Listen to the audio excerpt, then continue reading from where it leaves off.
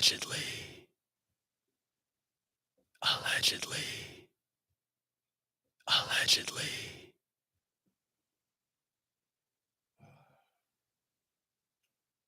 Stupid fucking thing. Yeah. Pretend I'm live. Ooh, shit. Big fat cat shit.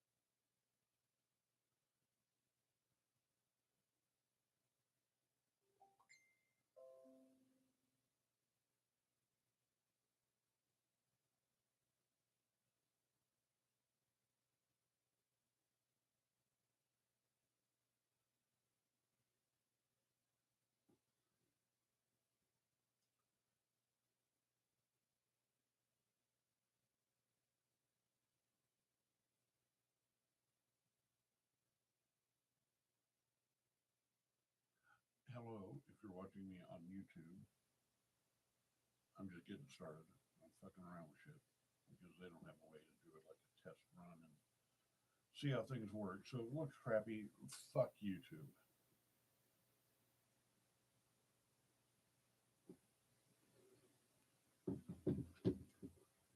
Seriously, I'm so sick of this shit.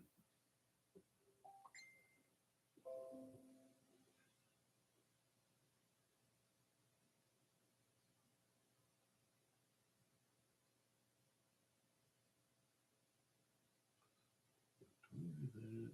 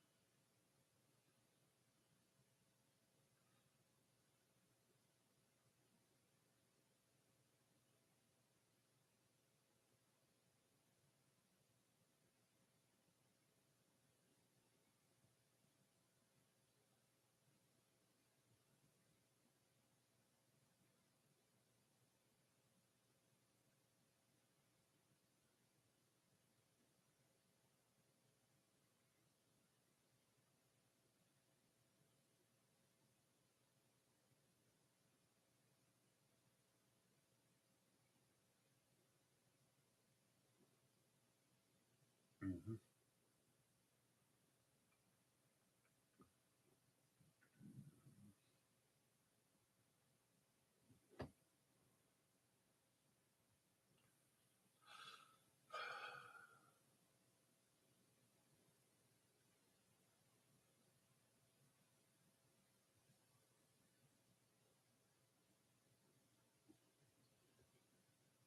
Hello.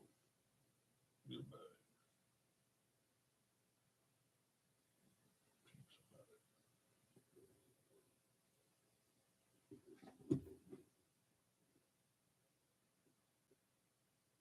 Allegedly.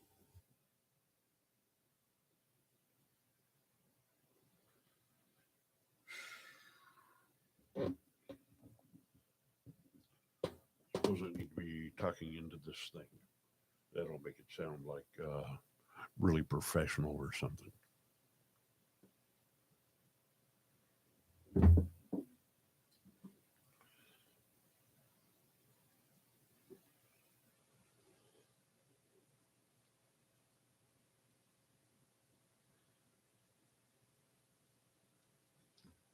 Who?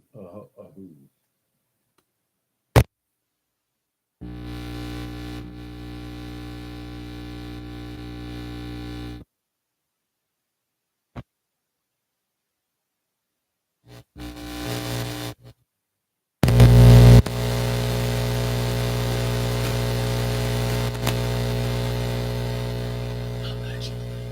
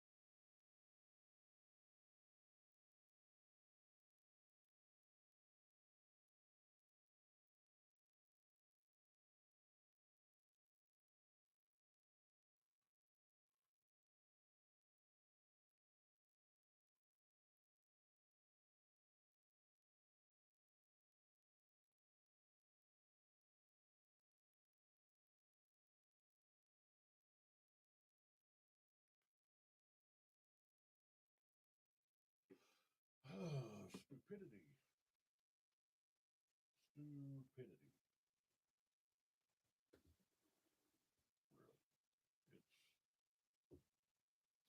It's stupidity.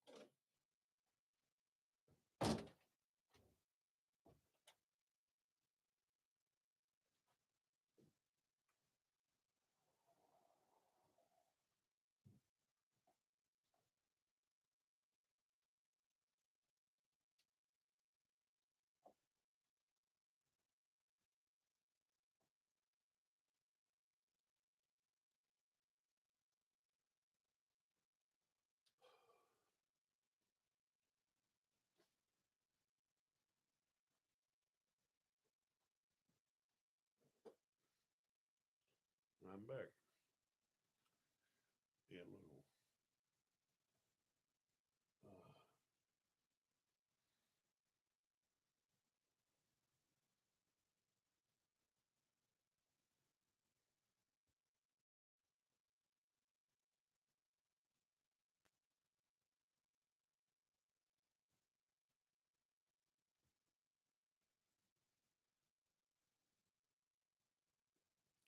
Hello. Hello. That appears to be working. Oh, doesn't appear to be too much gain, though. We can turn the gain up back here.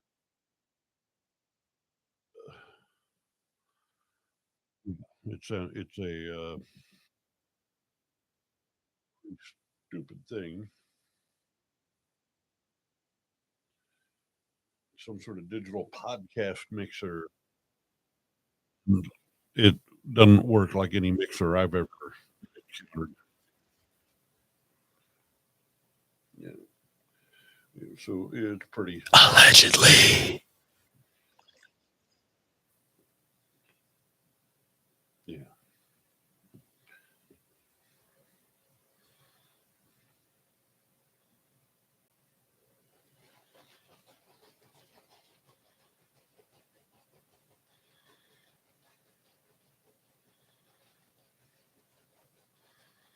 La da da dee, la da da. Yeah.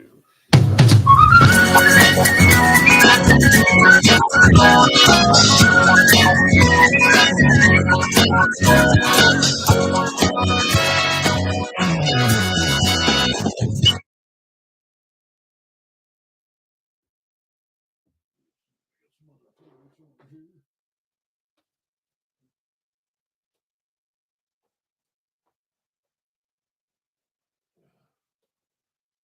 that's a damn shame.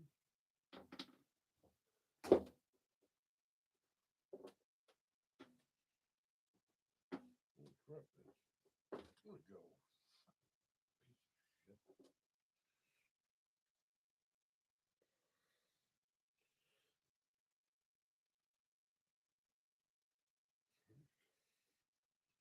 It's really stuck on there. Ugh. At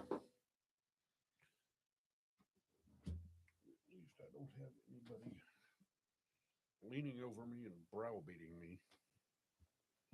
That gets really fucking old.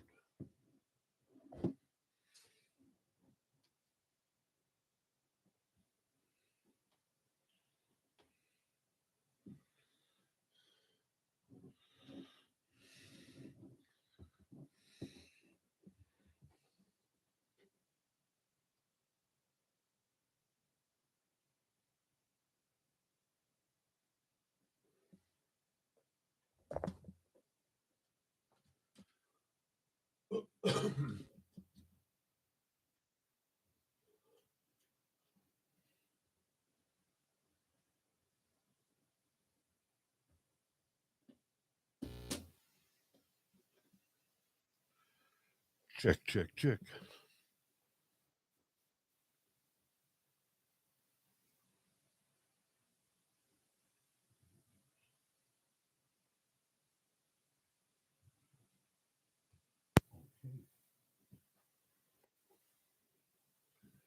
So is that yeah,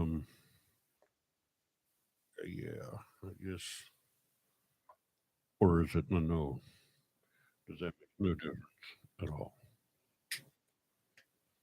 At all. Allegedly. Okay, that seems to work, I guess.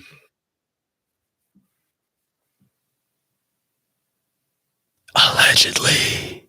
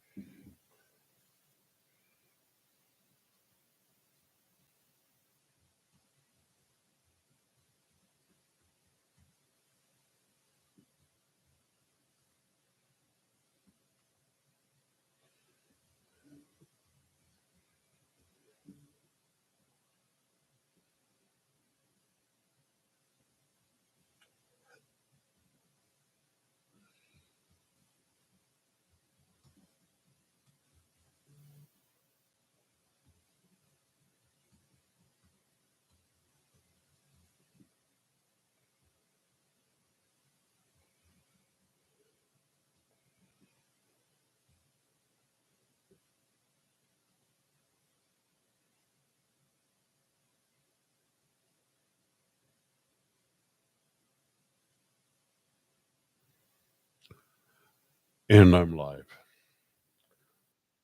as far as I can tell. Let me fuck around with this shit and see what the shit my shit is shitting. on shit, shit, nickel shit. Um,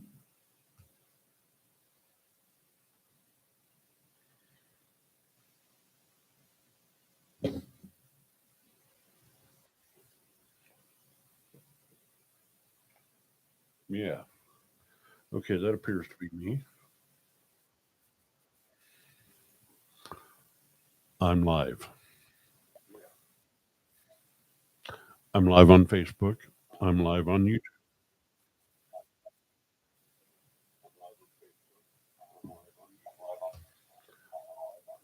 I'm live on Facebook. I'm live on YouTube.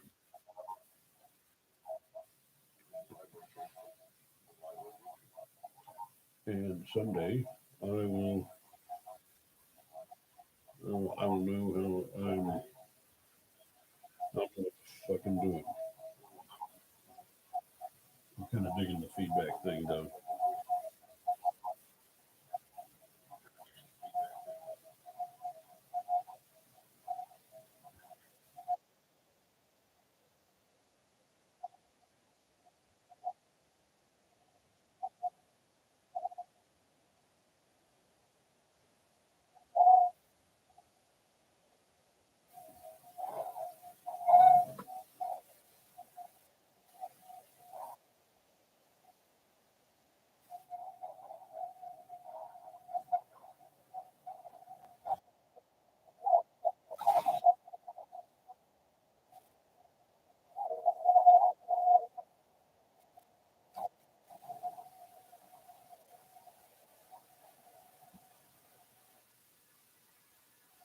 Maybe I don't need four mics up.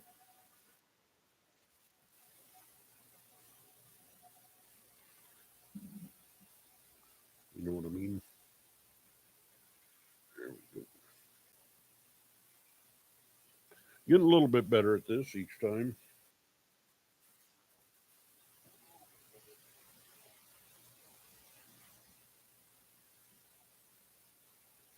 The kind of the funny, ironic thing is I'm a sound engineer, damn near 40 years of experience. And you'd think I'd be able to just kind of walk in and get it all going. But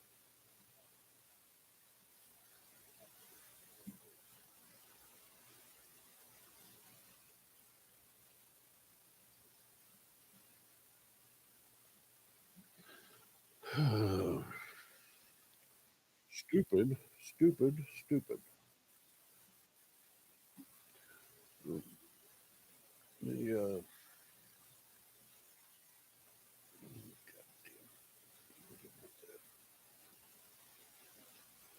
the smarter our technology gets, the dumber we get.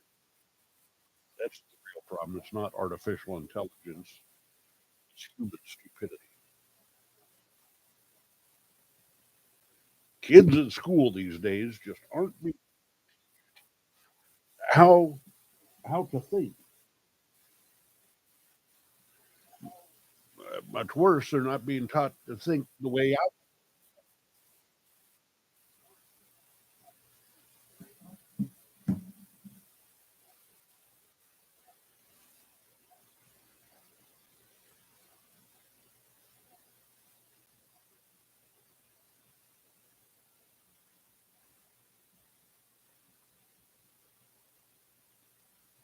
Hinckley had a vision.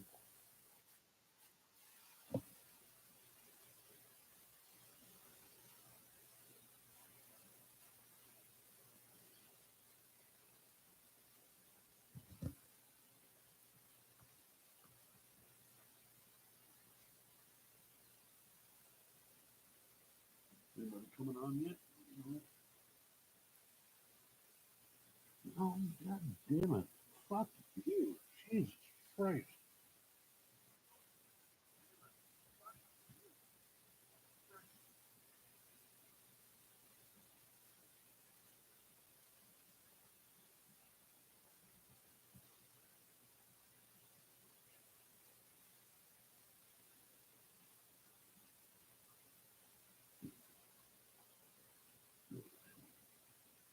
The password you have is fuck you, Google. Just fuck you.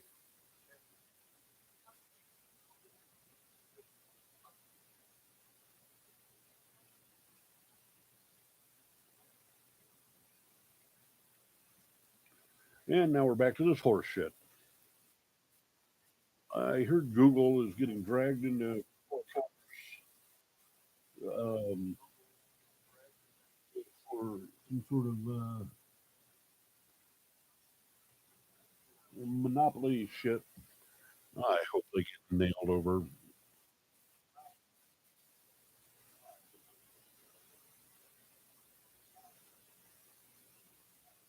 Tax the holy fuck out of it. Seriously. Okay, now here's this. Here is there's a link to the YouTube broadcast. The same stream, same basic thing. Slightly better picture, I think. And yeah, don't really have a whole lot planned out for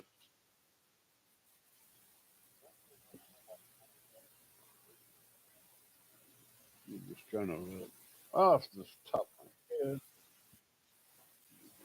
Toys.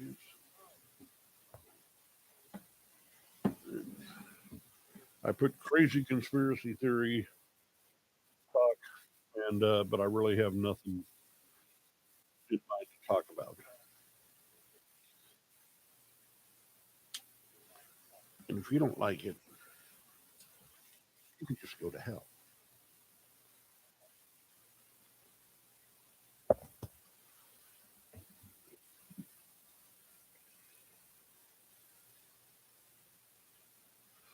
I'm trying to buy a car, trying to get money together to buy a car, trying to pay my gas bill. Gas company's fucking me over again. I have a feeling that there's probably some cops' wives that work down at the gas company or something, and they, like, if I am 30 seconds late on the bill, they got a crew over my gas.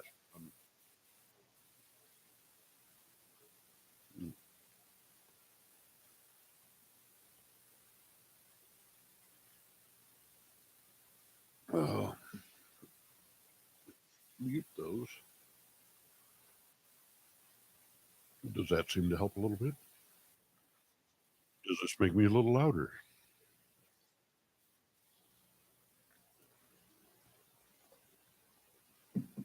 I'm not really sure that these microphones, that the audio is really any better than what it picks up, or the laptop audio, because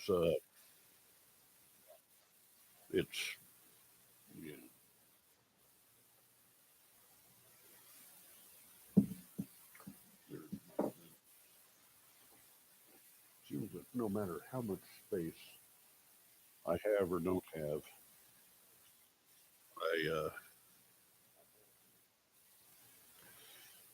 I'm still out of space for all the things I need. At some point, I'll set up all this shit at my house. I mean, I like coming down here. It kind of makes it a little bit easier to focus, but got to clean up my mess afterwards, and other people have to deal with it. And then, you know, whatever. So here I am from Tuna. I'm Bob Cutler, and you're not.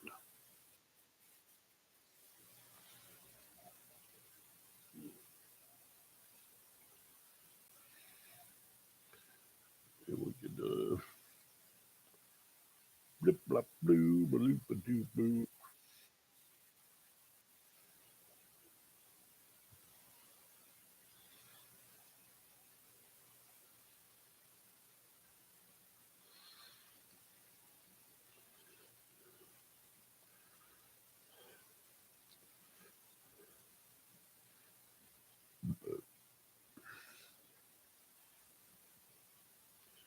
I'm doing psychic readings. Oh boy, I'd like to try that. There was a point kind of able to do uh, with, cold readings,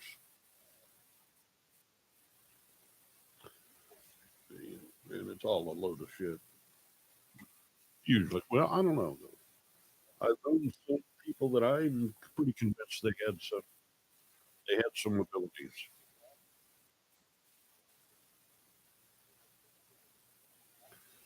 Mm.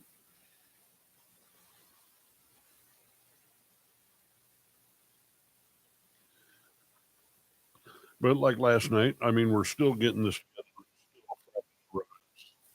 It's still very much experimental. Um, so there's going to be stupid little things and technical stuff. And trying to figure out the technical stuff. Um, somebody probably paid $200 each for these microphones, and you know, to me, so far they don't really sound any better than what's in your big camera. Uh, yeah, but a lot of but there's better than bad uh, headphones. Audio Technica. Now, that's a big name in bullshit that you'll never see in any professional sound guy toolkit.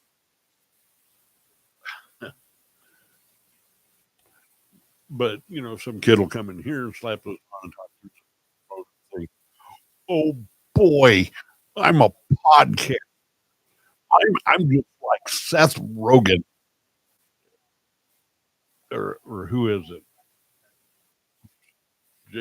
Jared Jackass Rogen, whatever fucking Trump pumping name is. You gotta believe that guy still supports Trump. Uh, Idiot. So yeah,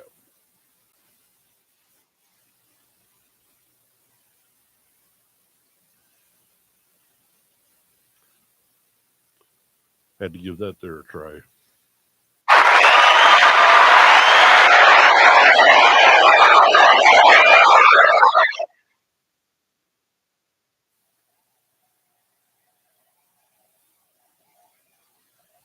How about that?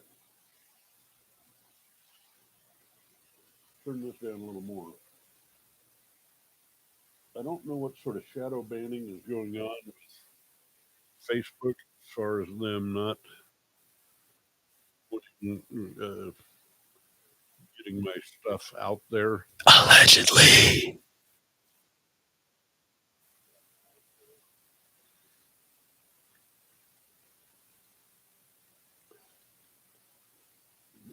I gotta check some things.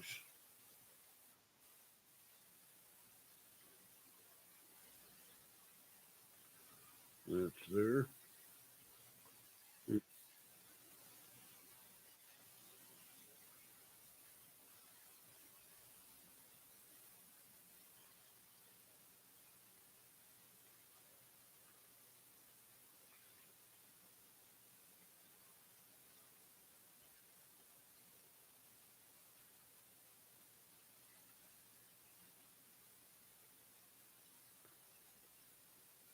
I'm trying to buy a car. There's one that I really like the looks of up in Platte, Missouri, Platte City, Missouri. I need to work out the details for getting up there, and you know,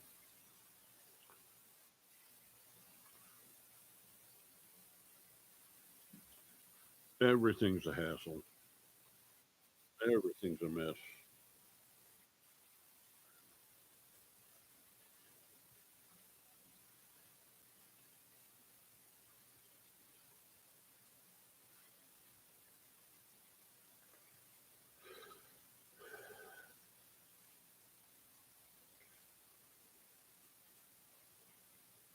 Excuse me while I take care of business.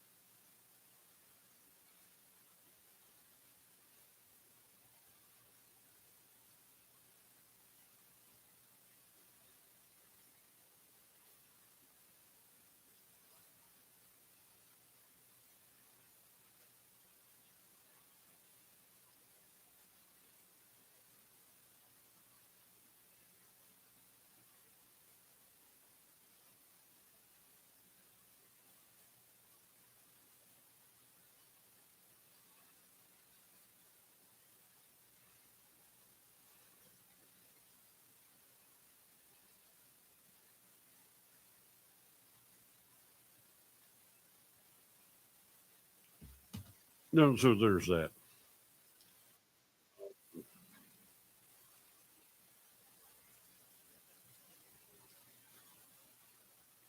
Let my some more of my friends know. My wife.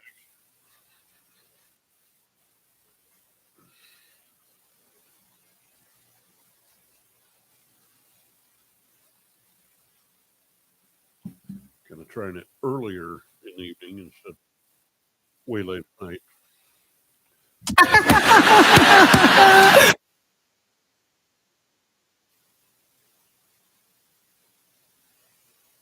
You need to shut the fuck up. I'll have to remember that one. Ooh, you feel me?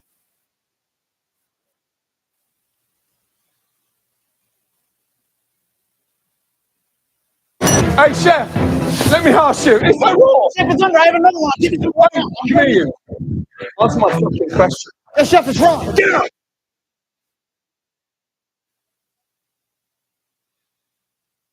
Mm-hmm. Yes, sirree.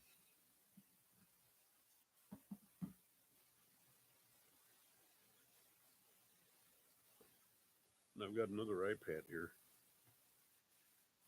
Thanks to April.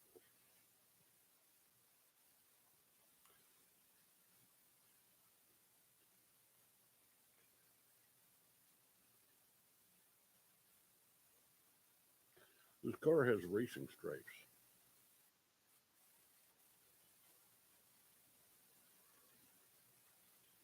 It's $500, and I really like it. It's really kind of what I've, and it's years newer than the other. This has got a few problems, but they listed all seem like things that I can actually fix my. So, I keep telling myself that I don't want a project. I want something to get in and drive. This one, they say it drives, different little things wrong with it.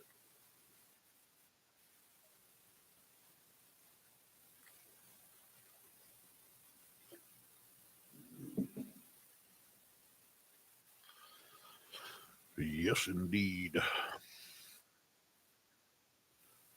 Yes, indeed. I do,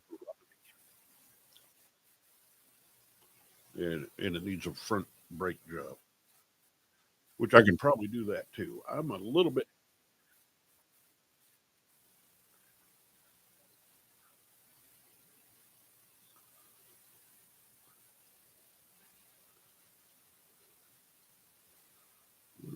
Doing here.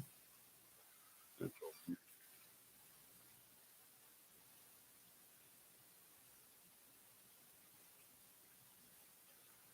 There, I got that muted more.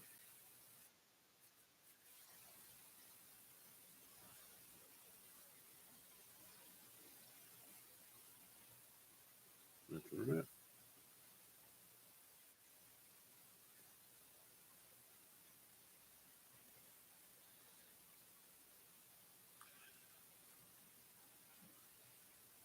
What do you want to talk about? I like the shows where the audience participates.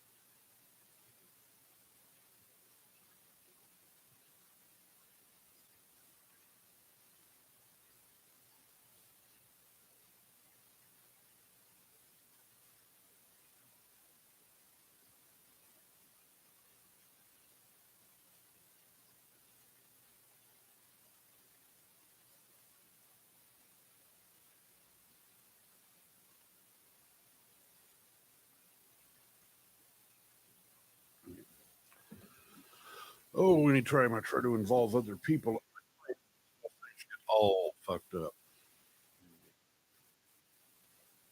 That's the way things go. I need to make a big sign behind me that says,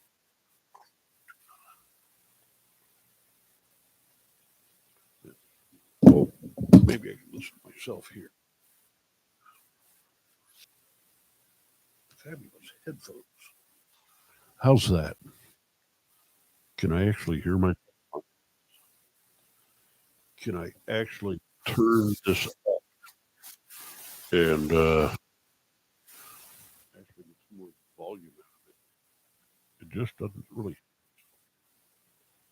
Uh, and I don't know why. Why? Oh, why? Why? Oh, why? Why? Why? Why? Why?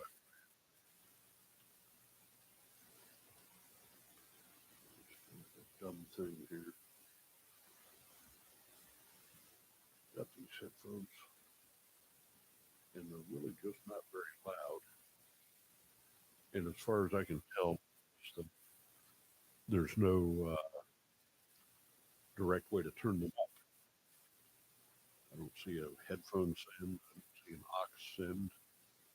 I see knobs that aren't really, don't really do anything.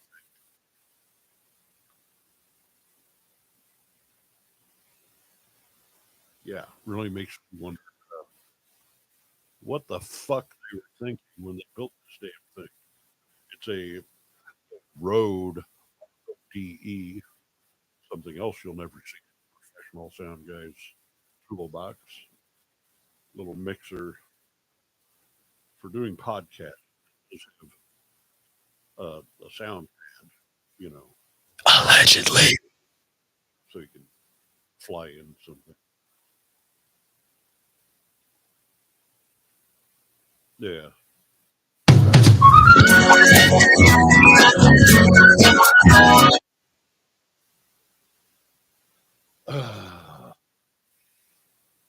Isn't that stupid?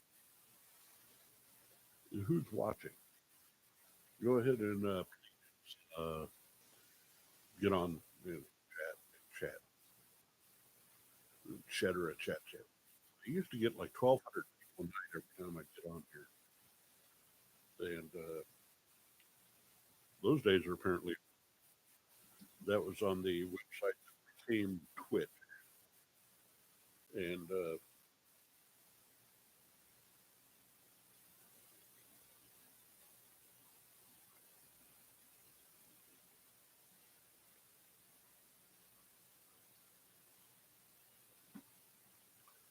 yeah. So Nazis, they're still hunting down.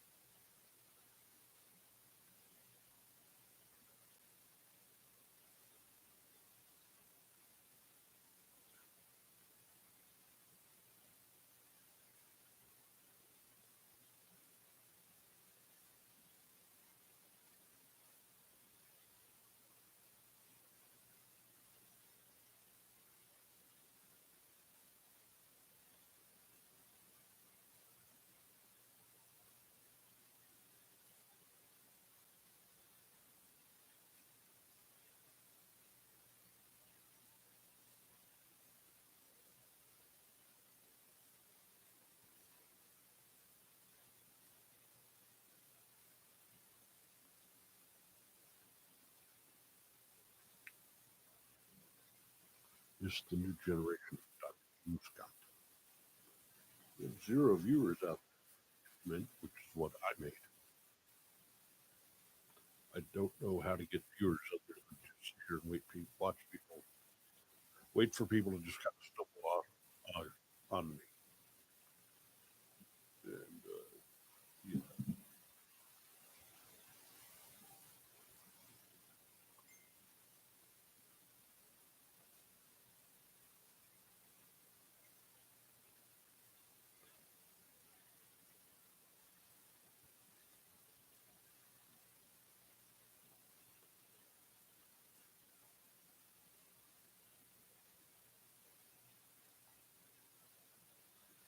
bee-da-bap-boop, doo-ba-doo-bop.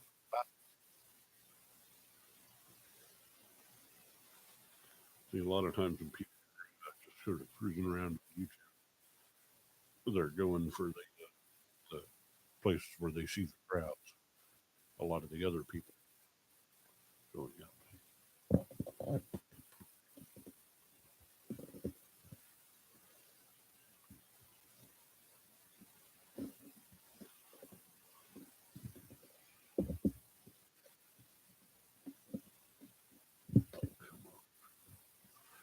Yeah, because you got to get your mouth right, big cock.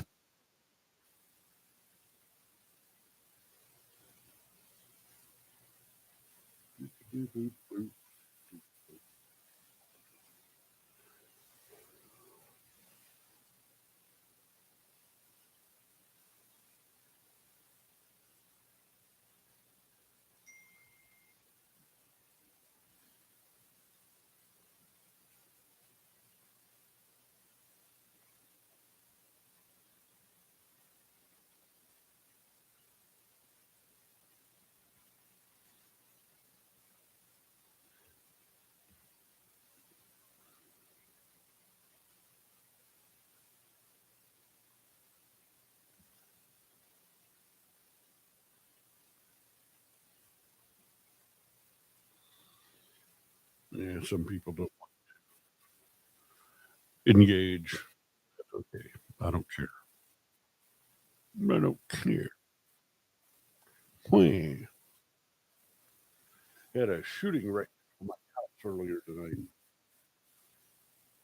I was not home. Happened.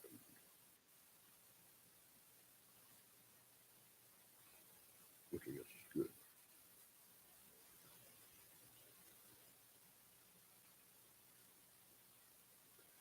Trying to buy a car.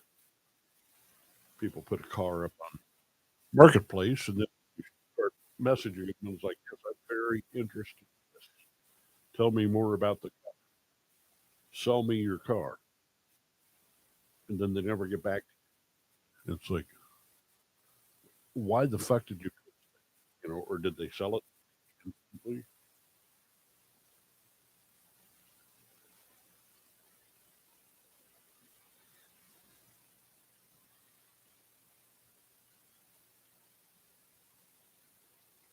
I hate having to ask people for favors,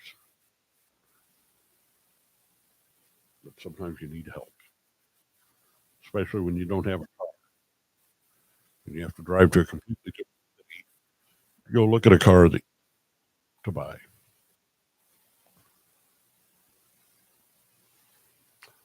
Right.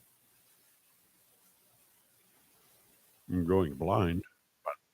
Some people might be thrilled and happy about that for some reason because a lot of people are just dicks. And been trying to get into this Gensler eye surgery place, and I've been trying goddamn need get, to get an appointment there. It's blowing me off and changing some other shit going on.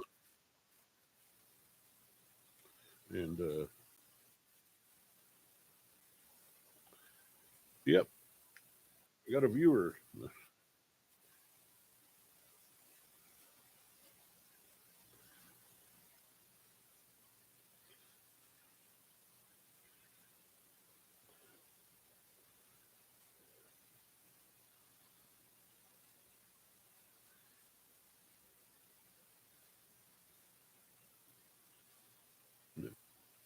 I'm at the Arts and Craftsman in Swinging Down, and previous shows I've been doing the electronics workbench because I always thought I'd soldering up some different projects.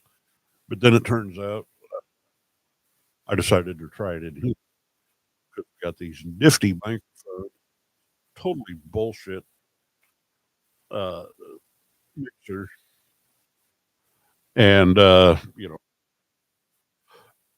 is really just set up for audio. But that's just a little webcam. Webcam. I'm simulcasting on both Facebook, YouTube to see where I catch the most. And right now it seems like me might try and fire up Twitch just to see how that goes. Although Twitch is always such an enormous.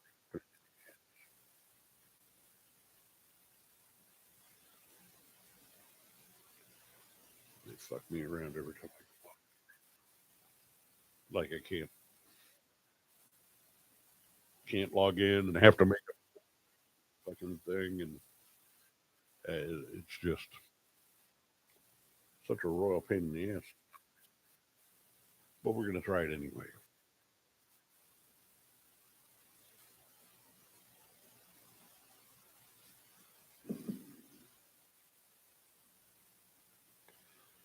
I hate stupid people, but I really truly do. I kind of feel sorry for people that have some sort of cognitive challenge, but then there's the people that are willfully obtuse, intellectually lazy, refuse to think. Um,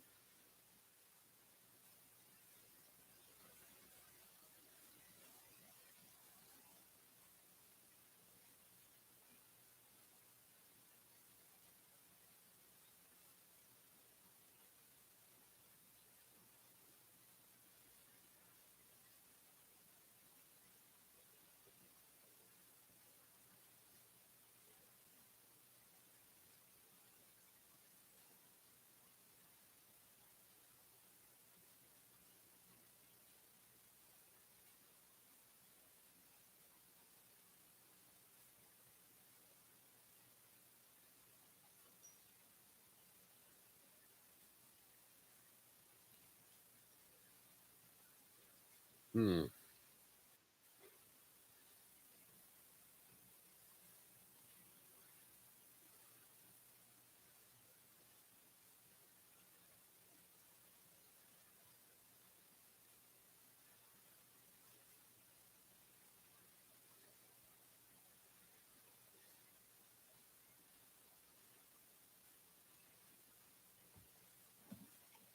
Boom, ba-da-dum, ba-da-dum. I hate having dead air space. Like sometimes I gotta just take care of things. Are you speaking of Republicans? Oh, willfully obtuse, the stupid. Yeah, I guess that is a great, especially the Trump humping.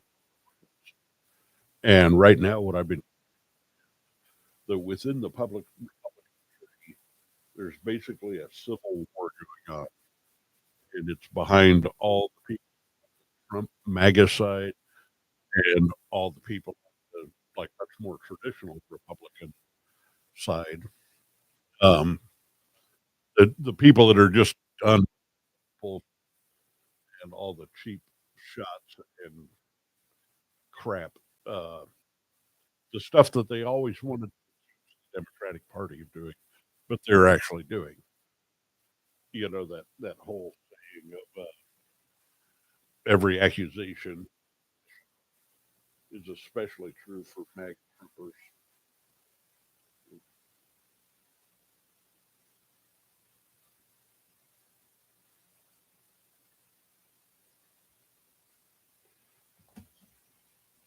And there's currently shooting in my alley, or at least shots going off. I don't know what else happened. Now I could probably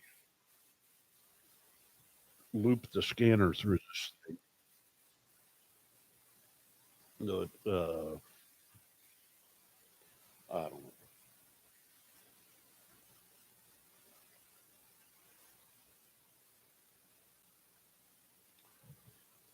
So yeah, speaking of the Republican Party, let me get one of these out here. It's nice to have a couple of different iPads uh,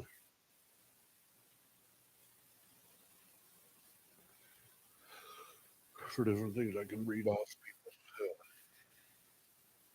stuff.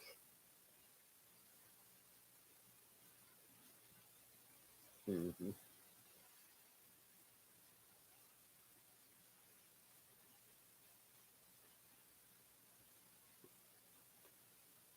Like one of my intel agents sent me a link here. I think it's more of a podcast than a whole article. Um,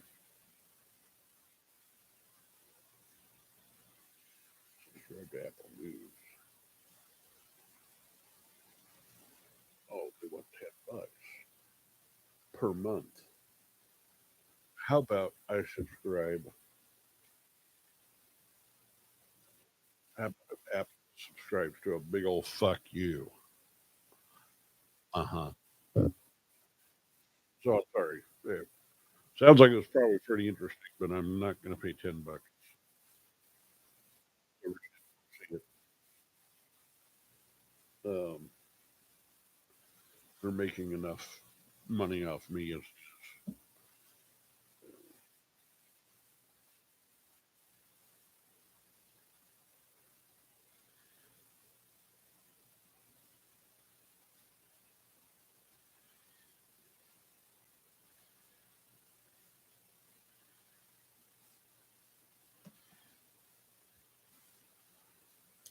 so. What else is going on? Who else is out there paying attention? I need attention. I'm just one giant thirst trap. It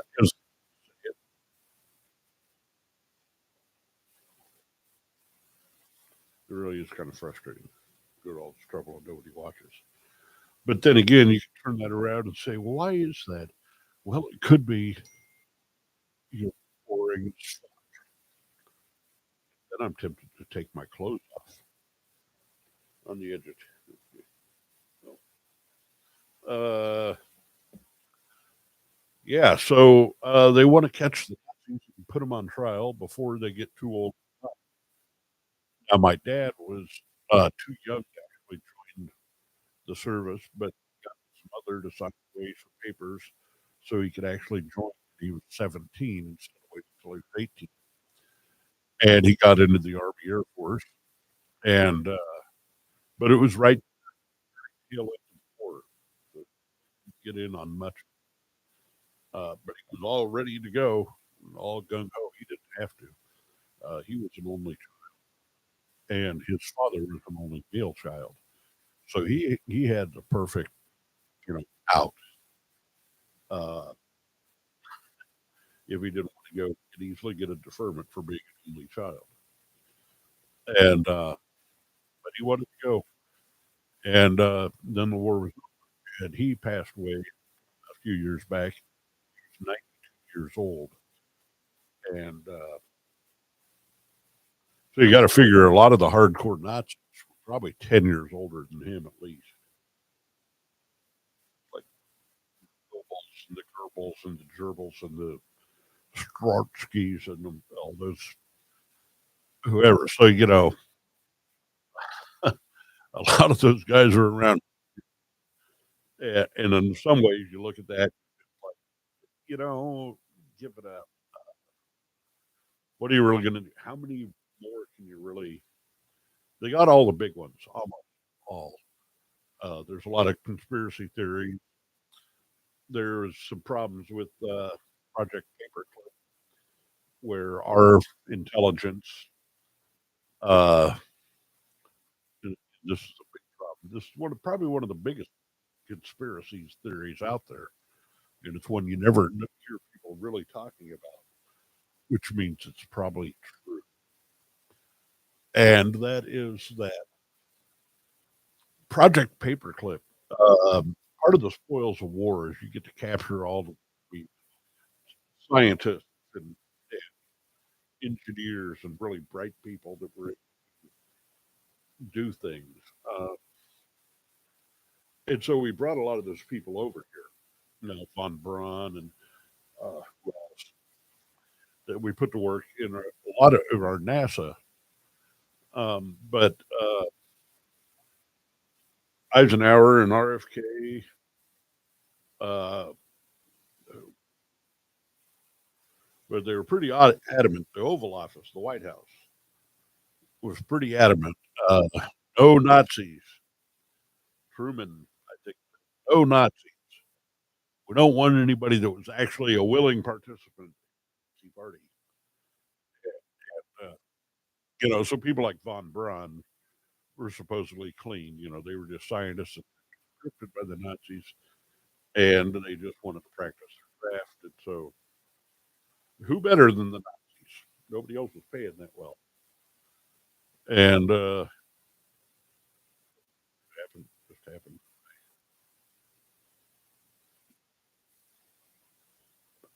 YouTube, Allegedly. and so, but a lot of them came in, and the theories that the big dog Hitler himself got away to Argentina. His doctor out in Amsterdam and then Ireland, and possibly flew him to somewhere, and he submarined it over to Argentina. Uh, and Angel of Death, Mengele, supposedly made it to Argentina or South America, but some people say that he actually ended up in the United States. Uh, and they found bones, they found bodies. Uh, I think the CIA said that, or the FBI said that they were tracking Hitler in South America, Argentina, up until like 1975 or something like that. Uh, the Intel, my Intel agents, they keep me informed. They send me this stuff live. they're out there watching. Um, get back to the Judiciary Committee. Some of the youngest Germans in the army were 10 years old in 1945, especially in Berlin. Well, we know how those like they're 10-year-olds. Ah, I don't know if I'm the sick puppy or they are. But yeah, that's Germany was scraping the bottom. They were they were going both young and older, I think, as far as grabbing people off the street, throwing them in a uniform, and you're a soldier. Of course, Hitler had his Hitler's Youth Brigade brown shirts. So he'd been kind of grooming them the whole time, and a lot of them went on to be soldiers. Um, Yellen, yeah, let's see what he's all about. Different Adolf. Adolf Joseph Ferdinand Galland was a German Luftwaffe general and flying ace who served the Second World War in Europe. He flew 705 combat missions and fought on the Western Front in the defense of the Reich.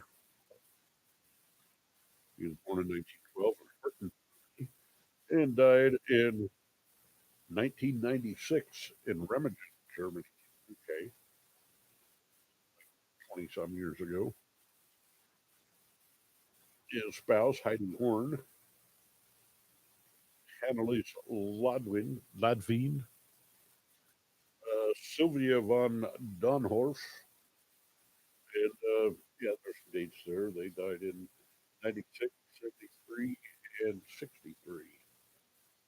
Yes, and three spouses, one child, buried in 1996 in the St. Lawrence's Churchyard, Remagen.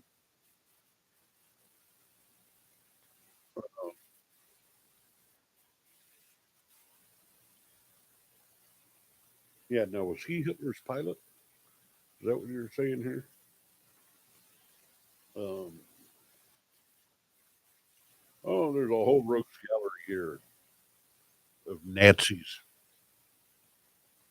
Um, and one of these days I'll get fancy and I'll have uh, the ability to put up right from my desktop or something. But not today. I'm sure somebody's going to get on there and bitch at me about that. Fuck you. Yeah, so God save Mark or and Nazis on the run. We weren't being wicked boys. We were only having fun. Sex Pistols reference. Um, they wore swastikas on their shirts back then. That was really punk rock, and it was shocking. It was waking people up, grabbing their attention, and culture shocking. And then it kind of the wrong idea to the stupid people. We're back to talking about stupid people. Uh,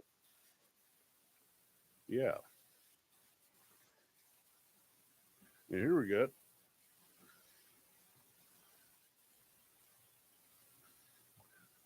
Adolf Hitler, and you can read along. You can find the wiki page for Hitler. Not that. Uh, Born April 1889, died April 30th, 1945. Uh, and that's debatable. I don't know if it's within the confines of this article how he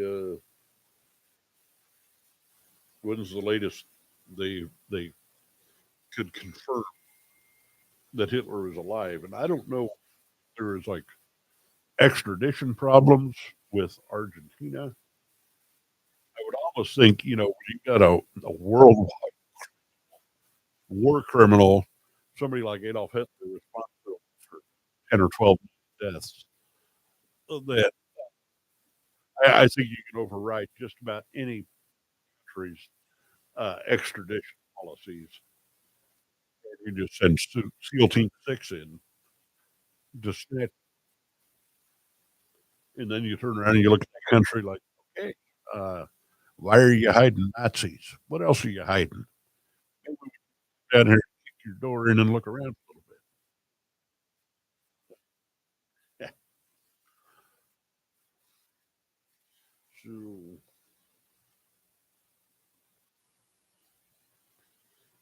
his father's name was Alois Hitler. That's kind of gay, don't you think? Maybe that's his problem. His dad was gay. A lot of people think Hitler was gay.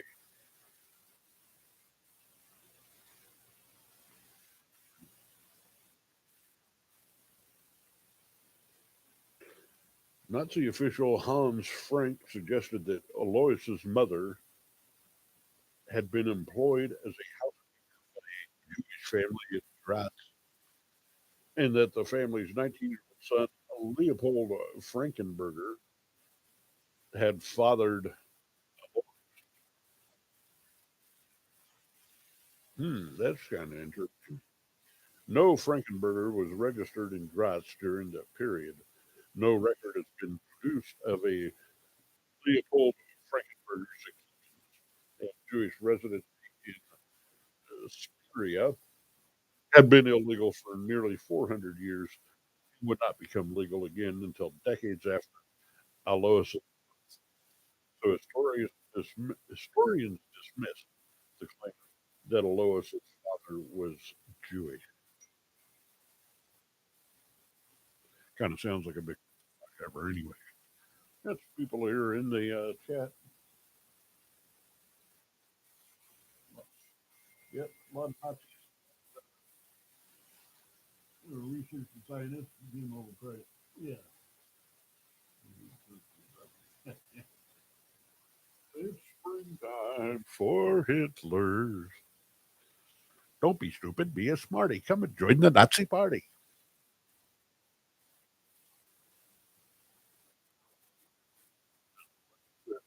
Yeah, they've been trying to tie Hitler to being some sort of closet Jew for a long time.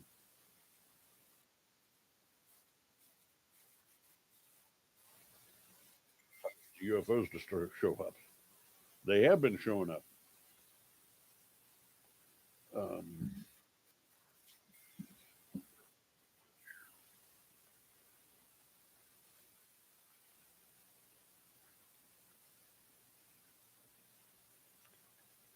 I'm also trying to arrange to buy a car. Talk about that as we go.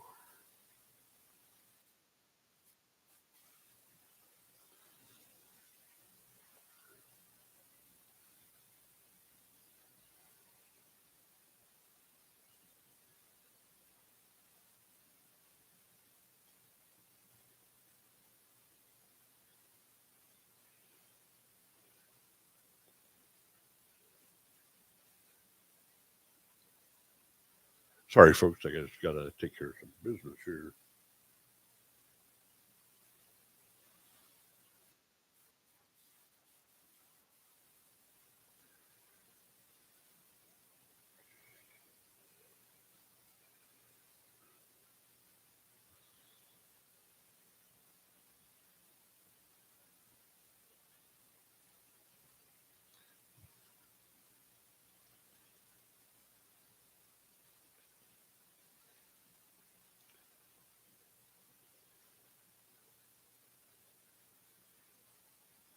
Oh, yeah.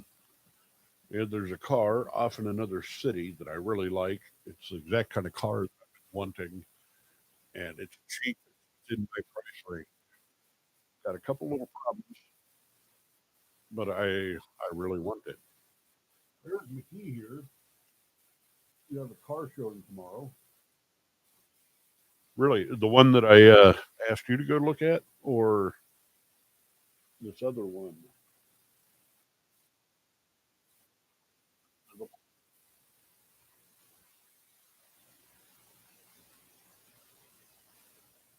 One of them used anti gravity hoopies. Yeah.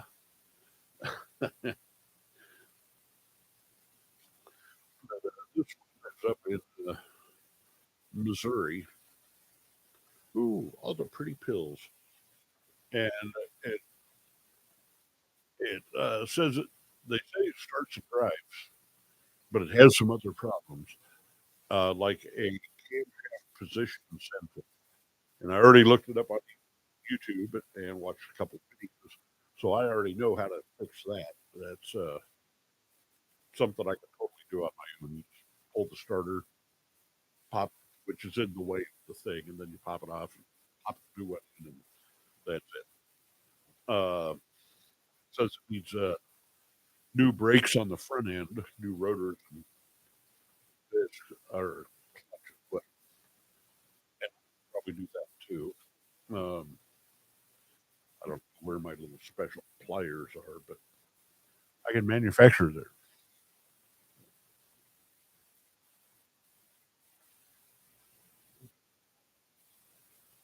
Nope. Um, so did you go over to look at that car? You could send me a message. One, yeah. Well, the crowd in here. Oh, there's three people. I'm famous. I'm Facebook famous.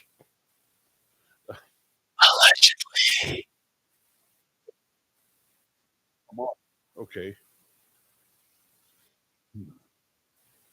Yeah, there's this. Yeah, that was that Toyota. Yeah. Anyway, hopefully I end up in the car. Maybe before the week is out. I don't.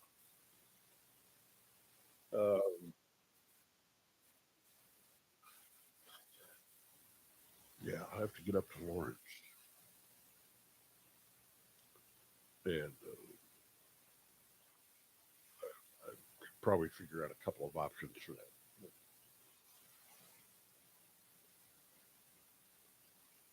If it's not sold already. Okay.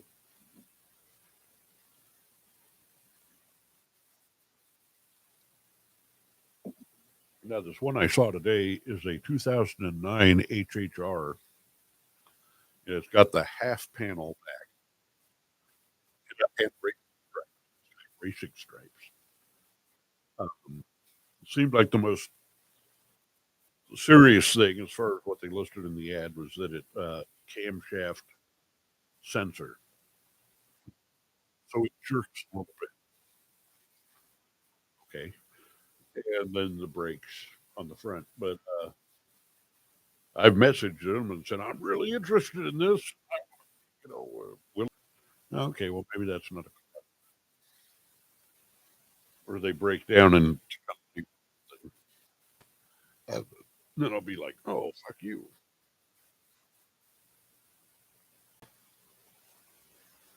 Hitler lived until 1960. That's my story, claims an Argentinian writer.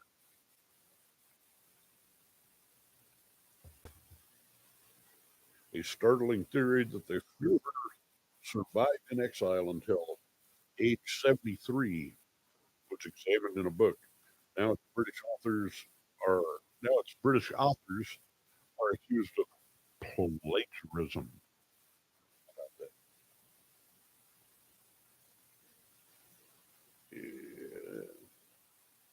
The notorious claim that Hitler escaped to live incognito in Argentina gained popular currency in 1945 when Stalin spoke of it. Since then, the idea has reached with alleged photographic and documentary evidence stored over by conspiracy theorists.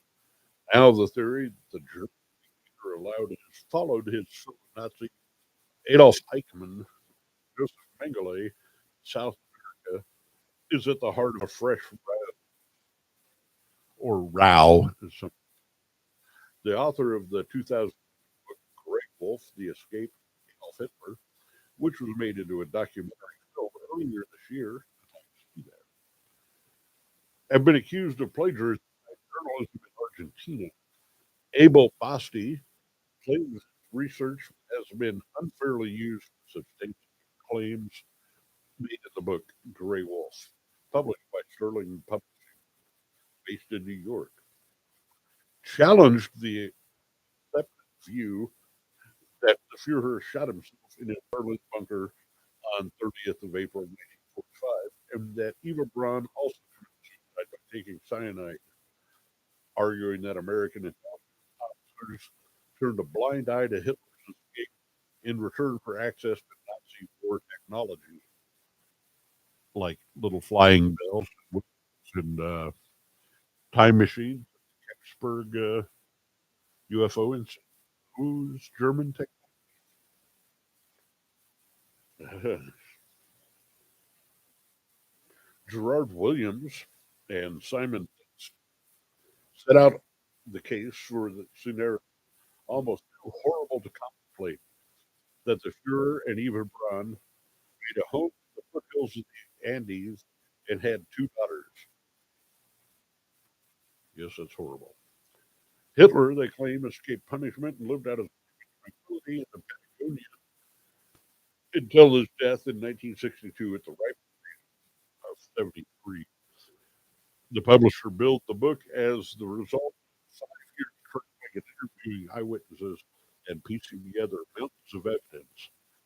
Now, Basti alleges that this is a grossly misleading statement and that William and Dunstan held on to evidence he spent years getting together.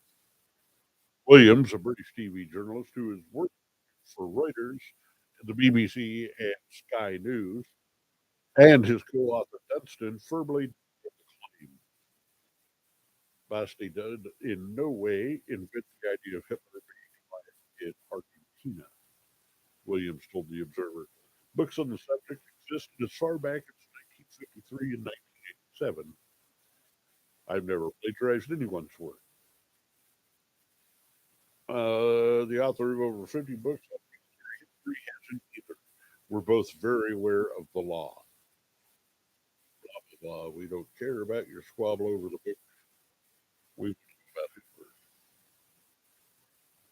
work. Yeah, so there he is, died in 1962. But I swear that there was other intel from our CIA that said they were following into the 70s, which would have made him 80 something. How about that? Well, we did 13 flight this right after the war here at home. Oh, yeah. One theory is that Jack Space, the jet propulsion guy, him and L. Ron Hubbard and Crowley, Jack Parsons, they went out into the in Nevada and did a ritual called they had invented called the Babylon working or the breakfast in Babylon working. Allegedly. And they did it in 1947, early 1947. They went and did their thing. And supposedly it ripped open a hole in the space time continuum and opened up a portal. And then all kinds of UFOs started flying into it. Not long afterward, the name escapes me at the moment, but the pilot up over Oregon, or Washington, around the Mount Shasta area, which has always been a UFO hotspot, started seeing these 9 discs, and he described them as looking like, and that's where the term flying saucer was invented by this pilot that had credibility, and he saw these things, and he came back, and he landed, he filed a report, and I think it even got some press, and nobody made much more about it. And then later in first week of July of 1947, just outside of Roswell, New Mexico. That UFO crash landed, and we now know that we did retrieve, and we retrieved alien bodies, supposedly living aliens. And according to some theories, some of those aliens lived on at Area 51 for years after they were still alive. We don't really know. Bob Lazar did his kiss and tell thing actually in the late 80s. No, wait, was it the late 90s? Bob Lazar, uh, he had been working in Area 50 for actually S1, Room Lake, Dreamland, Skunk Works, whatever you want to call it.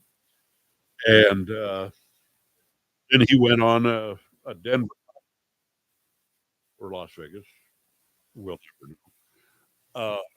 And he spilled the beans under a different name, and then came back and under his real name, and he's like, okay, well, and they figured out immediately who he is. Some conspiracy theorists say Bob Lazar was a plant, intel officer, and his whole job was to make up this story and spread it around. That's interesting. I happen to believe Bob Lazar. He went through a lot of hell. Um, Later, he got set up by the FBI in Las Vegas, and they nailed him for helping some prostitutes computer network. And I think it was really a matter of he was helping them get their computer. And he was the first man in over 100 years in the state of Nevada that was actually charged for aiding and abetting prostitution in Las Vegas. Uh, what are the odds? Yeah. And he says he got shot at on the road a couple of times. And then he eventually went up to Michigan, somewhere up the Great Lakes region, I think. And I think that's where he still lives. And he runs a chemistry and hobby supply store up there. And people figure out where he is and go into his store. Apparently, he's not real happy when people just come in for Bob Lazar. Um, and he's experienced some really weird FBI raids in his store where the FBI showed up, kicked in the door, and just had like 50 agents for one little store, one little Bob Lazar, and he was quoted as, "Oh, what was he saying? They went to a whole lot of trouble for uh, FBI agents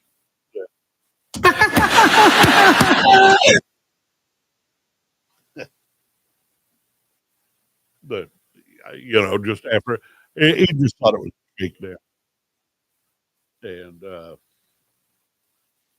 I think they tried to say that had some chemicals or materials he wasn't, but he's gone on now, and they've made a documentary about him. He's done more and more YouTube appearances, and he had totally sworn off. He'd kind of close for a long time, but the last couple of years, he's kind of come and sort of embraced the whole UFO thing. And I don't know if it's still true, but as of like 5 years ago, he was saying, "I've never made a dime on all the accusations that he had made any money off bullshit." Um, but I think now he's trying to turn it around. Well, I would. I'd say let's go make some money. And he's done some of these big UFO conferences with the it's aliens, guys. Giorgio Zisavopoulos, and Nick Pope and some of the other big wigs, grand poobahs of the alien world. They did a thing a couple of months ago up in the city, and of course I find out about it the day after it happened. I found out about all the cool shit the day after, and but they went on a little tour all around. I would have gone to see that. Yeah.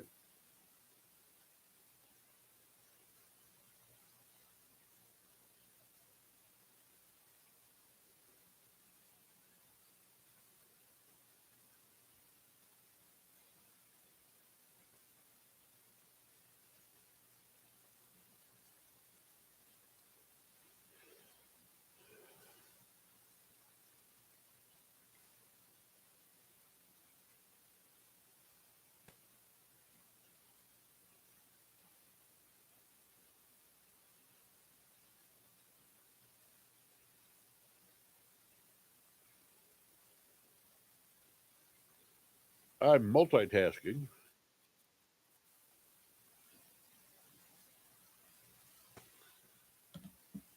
Really wishing this person would get back to me about this car, but I think by this time of night, if they haven't got back to me, they're not going to. But I really want that car. I just hope I'm not so eager to find a car that I really like in my price range that I'll buy it regardless of the cars. Those Chevy HHRs, they get high ranks from a lot of mechanics.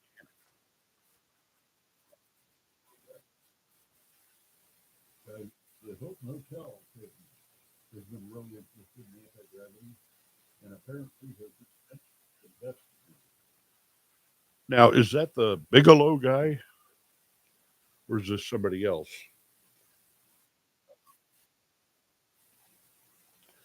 We can find out. We certainly can if we ever learn how to use our technology. Oh, look, a lot of pictures of Nazis popped right up there. Okay,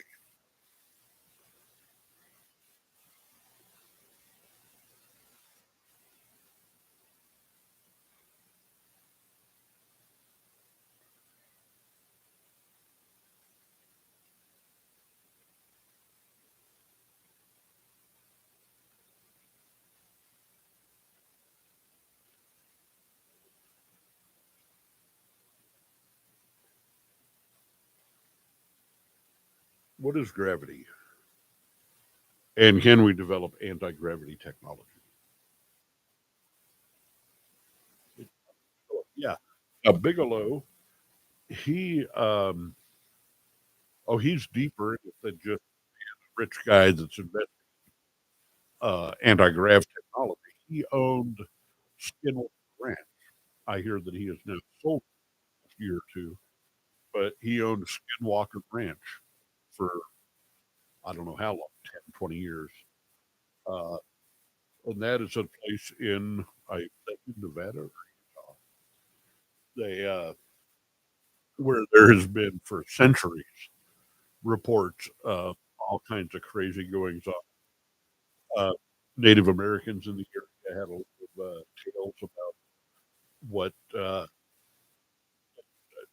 different skinwalkers or shape shifting that lived in the area and would come down to soul. And they found a gravitational anomaly. And one theory is that there's a huge mother buried deep under the earth beneath Skinwalker Reef. And, yeah, so he bought that as a, I think he's a man that's genuinely curious and wants to know, and he has the means to do things like buy Skinwalker Ranch so he can go figure out what's going on with it. Supposedly, he has a lot of in investments in, like Raytheon and General Dynamics and some of the con himself some defense contracts that don't have anything to do with hotels, but in Skunk Works, the backlot, Area 51, um, where they build a lot of really cutting edge high tech stuff. One of the ways the government has kept some of this classified and kept some of it secret is they offloaded it on private companies, and I think even public trade, like General Dynamics and General Electric and whatever. They can still develop things in private. They don't have to release information to their uh, stockholders. And story behind the Tic Tac UFO sighting by Navy pilots in 2004. Yeah, we kind of switched back and forth between Nazis and UFOs, and it kind of makes sense because there's theories that certain species of alien greys were a bunch of little white supremacists, and that Hitler had been communing with little Nazi aliens, and they were helping him and giving him advice. They said they could hear him in the bunker ranting, raving at people that weren't there, that only he could see. Uh, then again, like this article here that my intel agent sent me, Hitler was also on a lot of meth. So, grain of salt, grain of meth. The story behind the Tic Tac UFO sighting by Navy pilot in 2004. During the Wednesday hearing before a House lawmaker on unidentified anomalous phenomena known as UFOs, retired Navy pilot testified about his experience seeing what he described as tic tac looking object while on a flight back in 2004. So 2004 was 20 years ago. In 2021 interviews with 60 Minutes, Fravor, a graduate from the Top Gun school, also spoke about what he saw. He and Lieutenant Commander Alex Dietrich were training with the Nimitz. This is what you get when you're just reading things on the fly. Carrier strike group about 100 miles southwest of San Diego. That's out over the ocean. Favor told 60 Minutes at the time advanced radar on a ship that was a part of the training group, the USS Princeton, detected go away. Uh, Detected what operators called multiple anomalous aerial vehicles over the horizon, descending 8,000 feet in less than a second. Fravor and Dietrich diverted doing 80,000 feet in less than a second. Is way, way faster than free fall. That is like underpowered diving. That I said, dude, do you see that thing down there? And we saw this little white tic tac looking object that just kind of moved above the white water. People that's 60 minutes. During the exercise, Fravor and Dietrich each had a weapons systems office in the backseat of their FA fighter jets.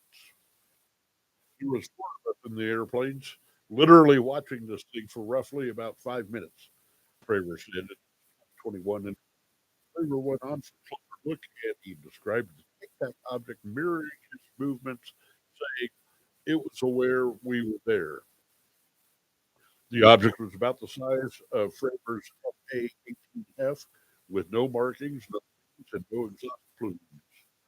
He said, when Fravor tried to cut off the UAP, it accelerated so quickly that it seemed to disappear.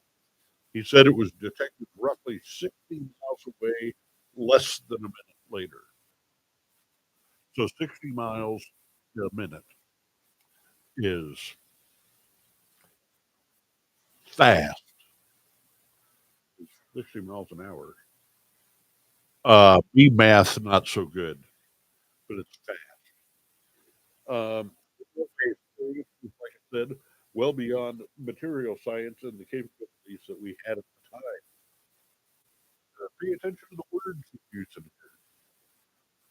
Like I said, was well beyond the material science and capabilities that we had at the time 20 years ago.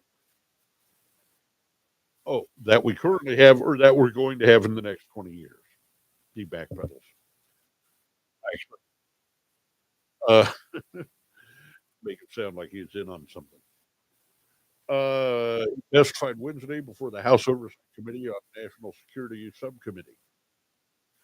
In addition to Frank, the panel board heard testimony from Brian Graves, a former Navy who has spoken about encountering UAP on training missions, and David Gruch served for 14 years as an intelligence officer in the Air Force and National Geospatial Intelligence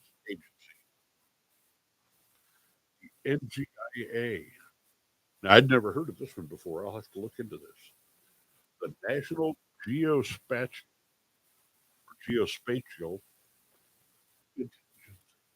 Agency. Geospatial. Geospatial. Geo. A report released in January of this year revealed that the office tracking UAP had more than 500 sites in 2004. Military officials said that most cases have innocuous origins, but others remain unexplained. There you have that. I'm pee here in a second. Yeah, what do we got here? Is there 100? Yeah, either 4.5 hours still on 2 pages still on. You can find it. Yeah, I think it's also on different channels on YouTube. Well, I've watched it all, and then edited versions where they got it under that. So yeah, it's fascinating stuff, and it reminds us that we are living in the future. Uh, and like we've discussed in the past, okay, we've got anti gravity tech, and the it begs the question: okay, why aren't we um, using this? Why aren't we seeing this on the streets? Why don't we have hovering garbage trucks? Uh, that like that F-35 that went down the other day. It has this great big huge, but it's still a huge turbofan. It's doing the things that we would naturally expect and want anti gravity to do with a vehicle. And but where is it? Where do we get it? Why don't we? How do I sound? Do I sound as cool out there as I sound in my headphones? Um, that's the real advantage of these kind of supposedly large diaphragm headphones. Um, they add some low end to your voice and a little bit of crisp high end, so you get that kind of proximity effect that people always get way up on their microphone try to get. What do you do? Overpriced crap is what I think. I've got probably half a dozen microphones at home that I spent a grand total of $20 on. The sound about the same as this. Whatever. I didn't have to pay for it.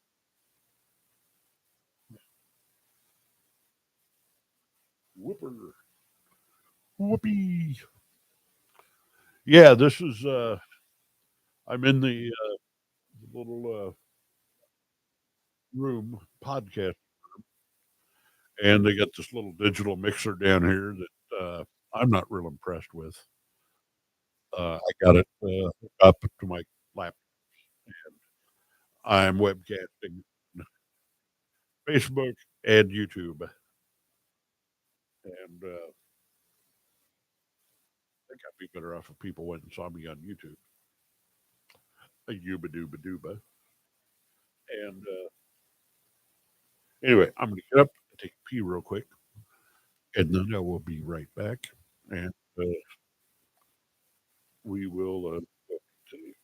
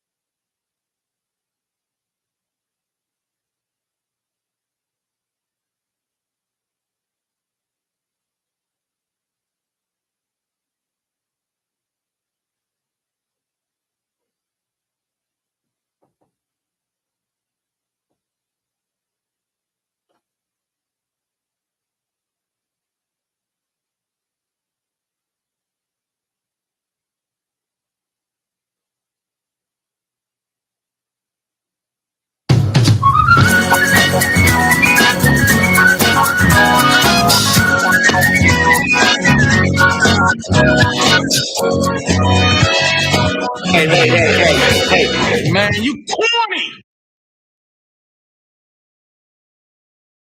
Ooh, you feel me? Hey, chef, let me ask you, is that raw? You need to shut the fuck up. Answer my fucking question. The chef is wrong. Get out. All right, and I'm back, and I'm almost in focus. It's, coming back. Hello. Let's see. Well, Bob's pissing all that. I saw a flight of them with your mother. Oh, yeah, you told me that. Yeah, they're real. We don't have them because they do fight. Would kill off the oil economy. Yeah, I think that's. I think that's probably true. And it seems like the oil economy is scared of everything. Scared of electric cars. Scared of flex fuels. They're scared of anything they think that's going to encroach on their oil profit. And that's really tough because their oil profits are killing the planet. And it's so fucking. We've got Saudi royals out there that are trillionaires. Everybody thinks that Elon Musk and Jeff Bezos are the world's richest people, but they're guys whose ego make them want to advertise how wealthy they are. Truly wealthy people, and I think those guys have anywhere between 40 billion and 400 billion, depending on which chart you look at. Uh, but we're talking about people that have trillions of dollars, and that's a lot. Uh, yeah, and those guys actually spend money and go out of their way to stay off of those rich and famous list and the celebrities. And I do actually know a billionaire. I know one billionaire, another person that's pretty fucking rich and probably closing in on a billion. But uh, they they complain sued all the time, and they will say, "Oh, you talk to any billionaire, and they're always getting sued." Allegedly. And they should anybody think you have money, and they'll find a reason. They'll throw themselves into the ground in front of your house and claim that you had a crack in their sidewalk, fall, force them to fall down, and they'll look funny. And it's a bunch of bullshit.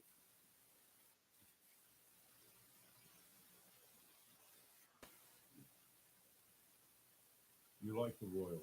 Didn't do you much good. What didn't do me much good?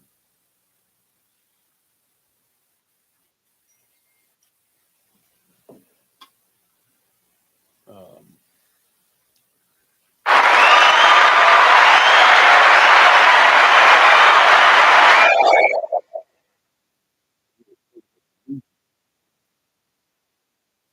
um,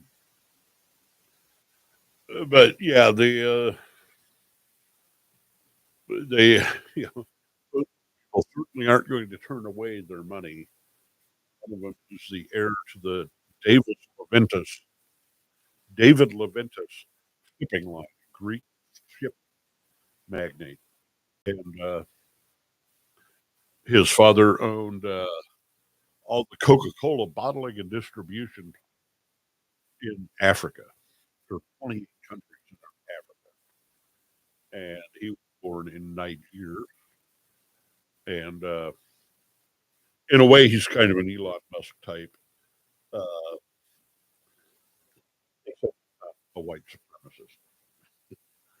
He's a Greek Cypriot, Alki David. Kind of an interesting guy, but also kind of exactly what you'd expect from someone born with a diamond.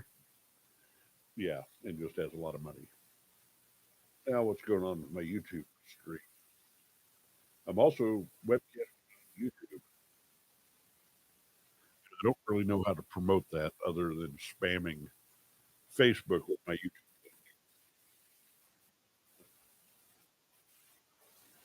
But yeah, those poor rich people.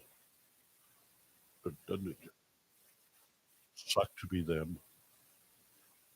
Uh, Speaking of poor rich people, we had a shooting earlier this evening. I don't know if anybody was hurt or not, but there's definitely been some sketchy activities in that alley. And, yeah,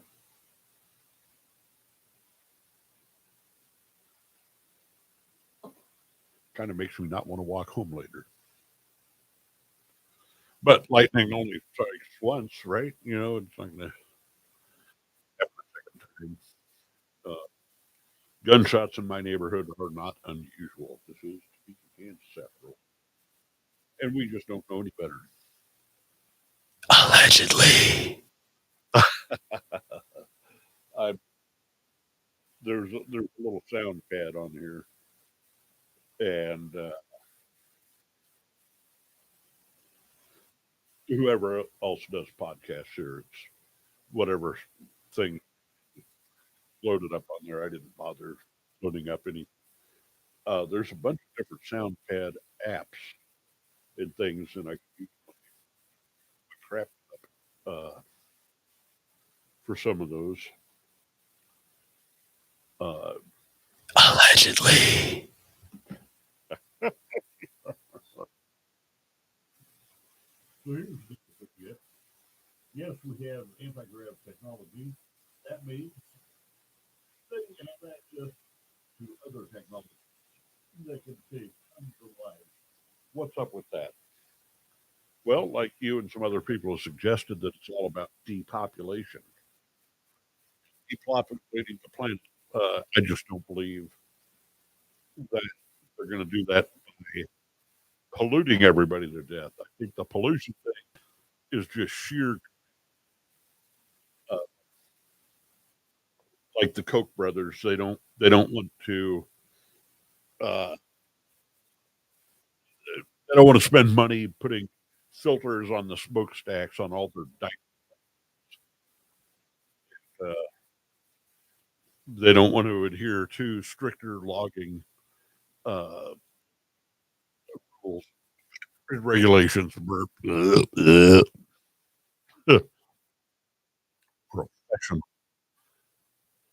Uh,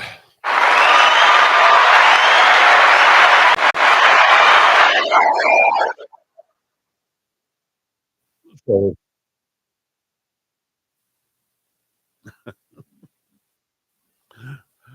yeah, there we go.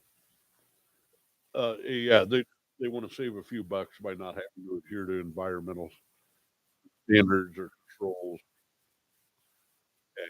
uh, and it just sucks. Yeah,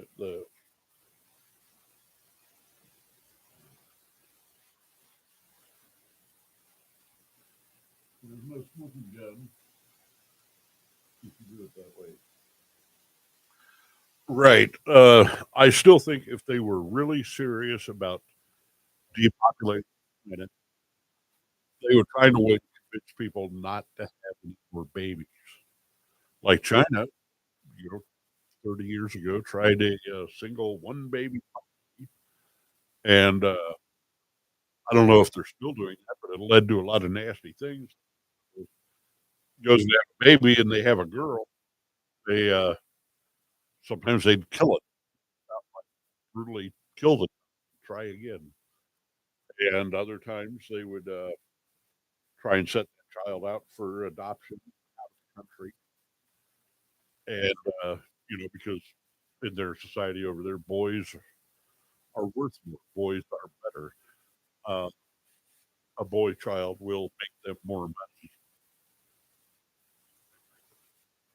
So I think their attempt was a little misguided, but I think it did take a good cut out of their population. I mean, there are already over a bazillion people, but I think that's what I would do if I was ruler of the university.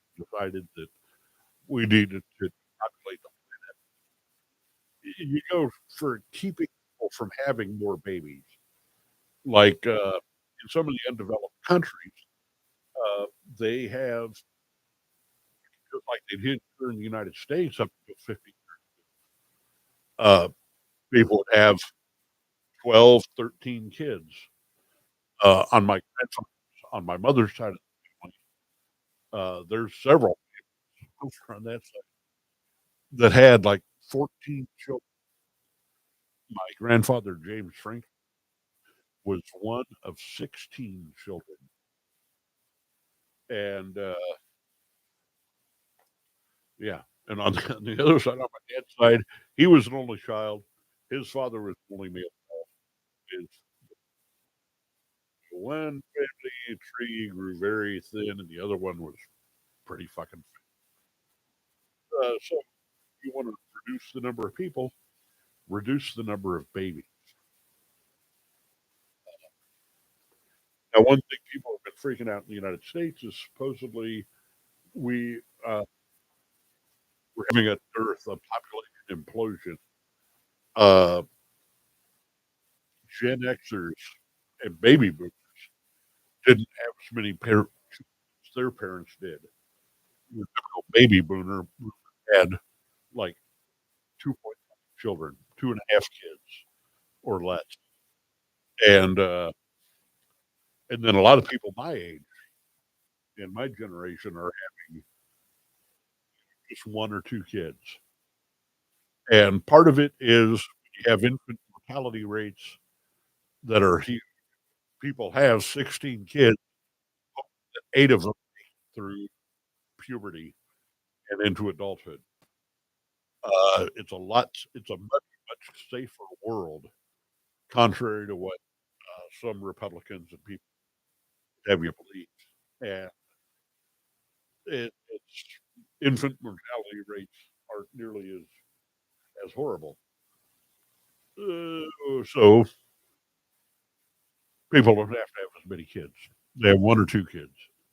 And one of the main reasons I read a report on this weeks ago, and a bunch of different people, and the number one reason was because kids are so expensive. People didn't want to spend all their money on kids. There's some people, parents like mine, and people of the generation, which is Depression era, they're pre-baby boomers. But a lot of them were basically they spent everything on their kids. Every cent they made was on the kids, and we had a lot of spoiled, rotten little fucking brats who carry on with that attitude. Like, I'm not going to spend my entire life savings on a kid. Uh, so we're freaking out here in the United States now that the population is the went from a baby boom to a baby boom. Uh, and one of the big things is for people that insist that our Social Security is nothing but a pyramid scheme. They're like, oh, they're not people that are going to support all these people on Social Security. I don't think that's going to be quite the they imagine. And the number one why is all the baby boomers are dying off. Baby boomers are what in their 80s. You know, they're done, and then as Gen Xers, like I'm pushing 60, um, and Gen X really kind of seems like a pretty narrow bandwidth of time there in the 60s. And right now we're real into having a generation defined and deciding what. Okay, San Diego UFO moved 67 miles in 2 seconds. Yeah, catch up my intel reading here. All right, a bunch of articles. The story.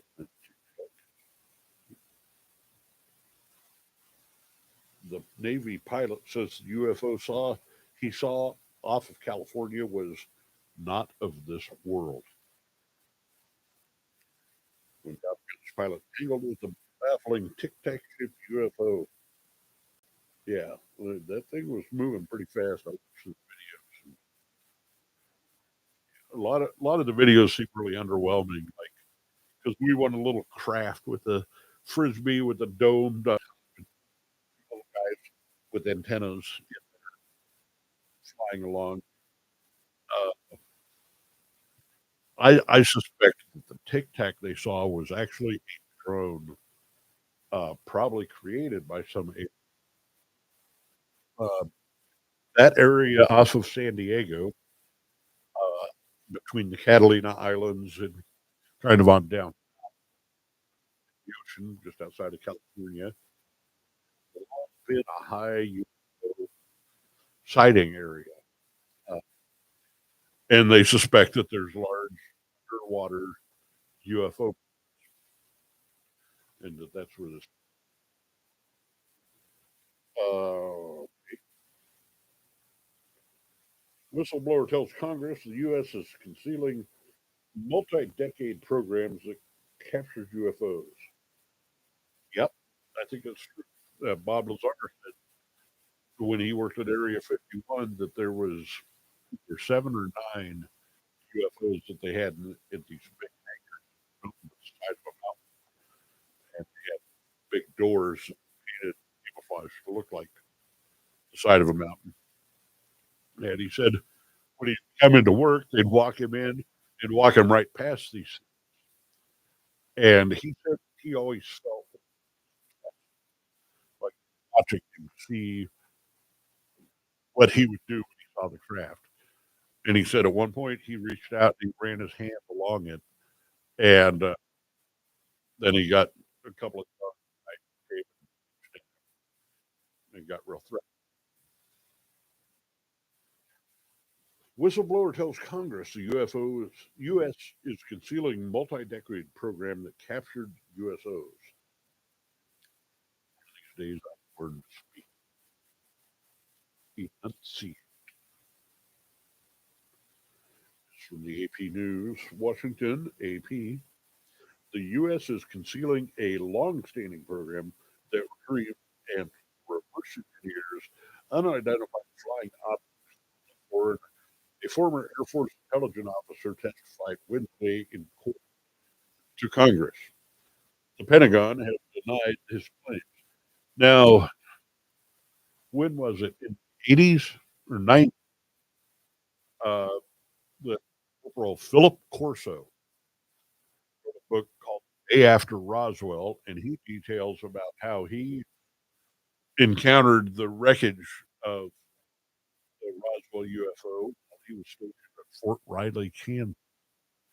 Supposedly, they brought the alien bodies and parts of the UFO through there, and it stayed the night in a warehouse in Fort Riley. It moved on to Wright Patterson Air Force.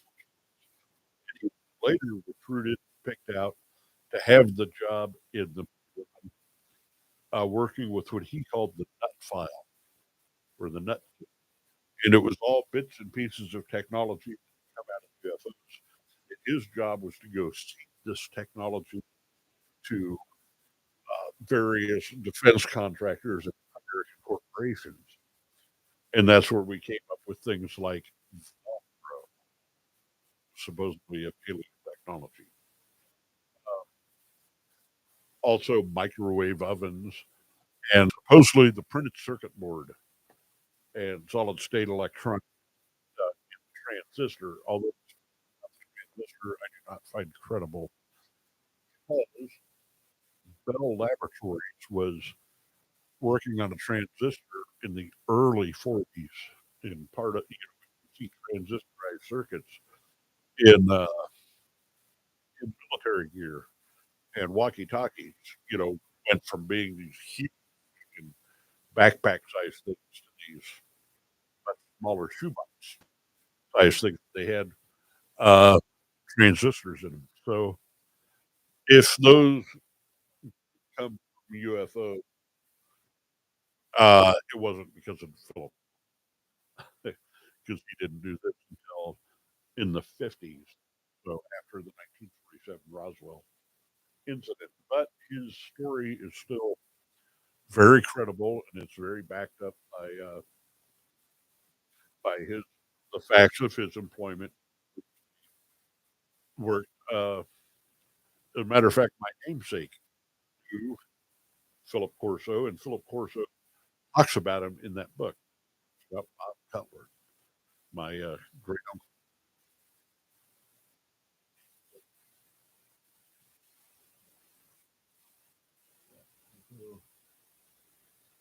Yeah.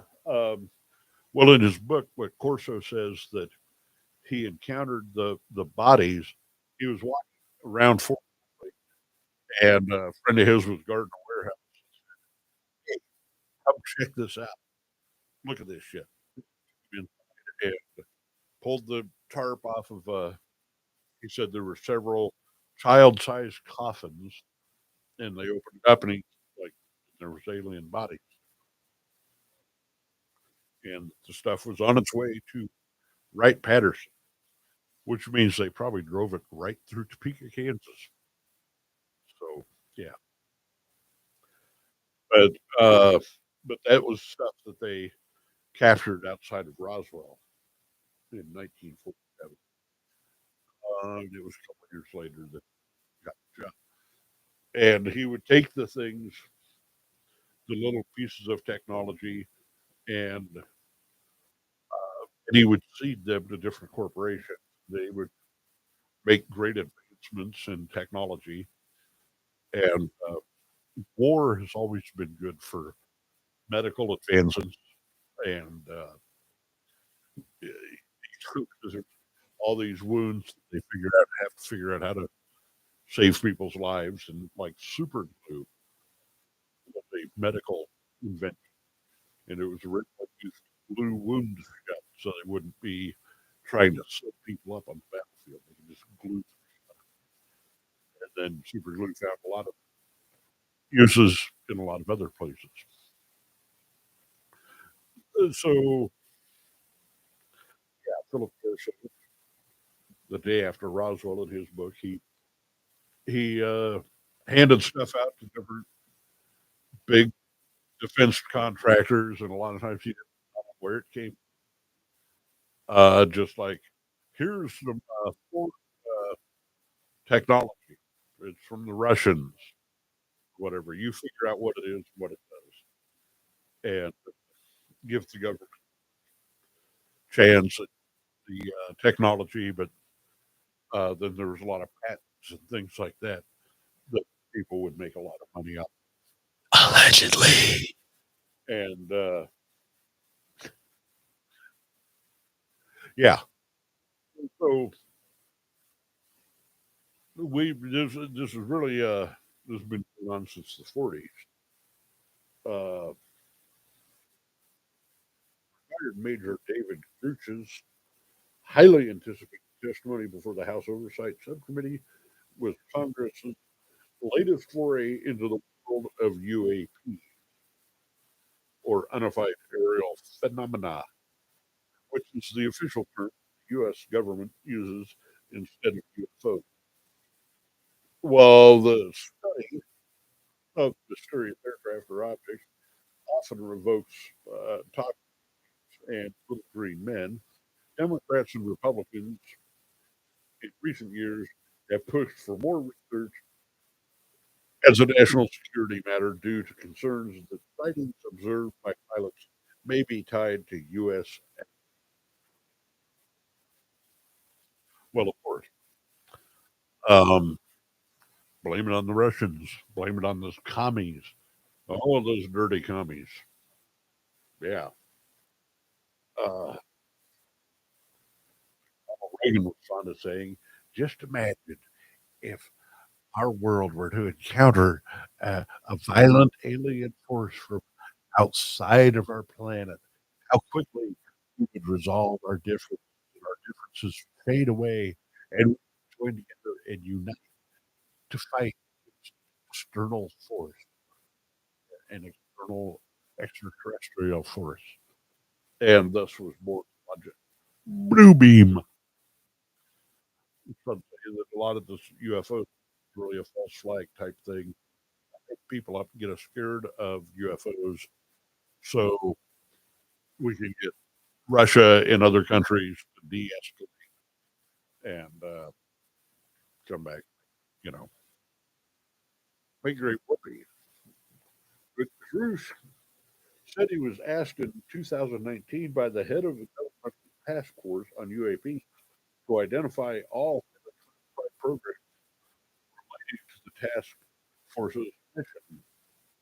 At the time, Grush was detailed to the National Reconnaissance Office, the agency that operates U.S. satellites.